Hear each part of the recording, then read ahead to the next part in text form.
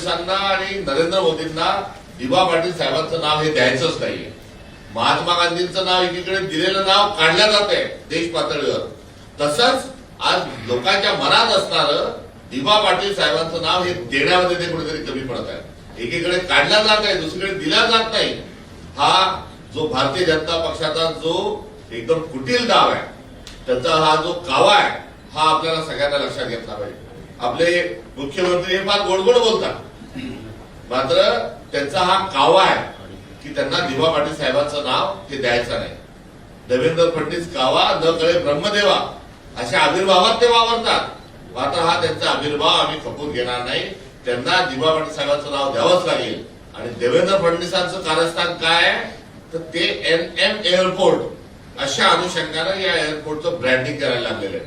जे विमानतळ जे झालेलं आहे, ज्यांना दिवा पाटील साहेबांचं विमानतळ आम्ही नामोल्लेख करतोय, या विमानतळाची जी कंपाऊंड वॉल आहे, कंपाऊंड जे घातल्या जाते, त्याला कुंपण घातल्या जाते, तिथे NM अशा अनुषंगानं त्या सिमेंटवर नावं कोरल्या जात आहेत.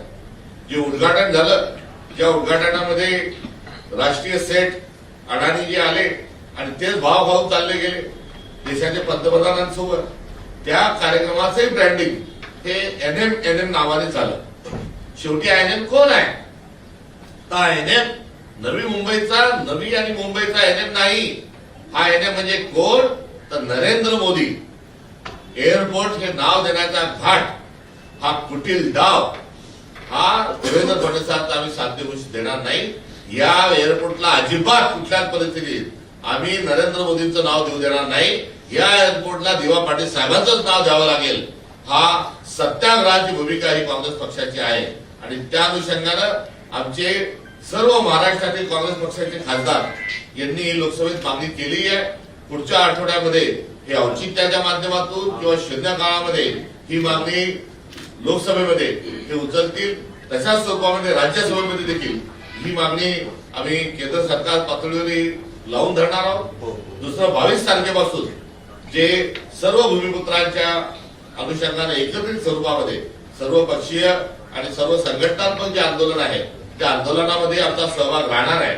आणि इतपर जर हे नाव दिलं नाही तर रस्ता रोकोसारखं थेट विमानतळावर जाऊन नाव देण्याच्या अनुषंगानं नामफलकाच्या अनावरणासारखी आंदोलनात्मक भूमिका ही काँग्रेस पक्ष घेणार आहे. हे आज या निमित्तानं आम्ही सांगत असताना, याचा सूतवाच करत असताना जे आश्वासन देवेंद्र फडणवीसांनी दिलंय, देवेंद्र फडणवीसांनी वारंवार सांगितलं की दिवा पाटील साहेबांचं नाव देऊ, आणि मग देऊ सांगता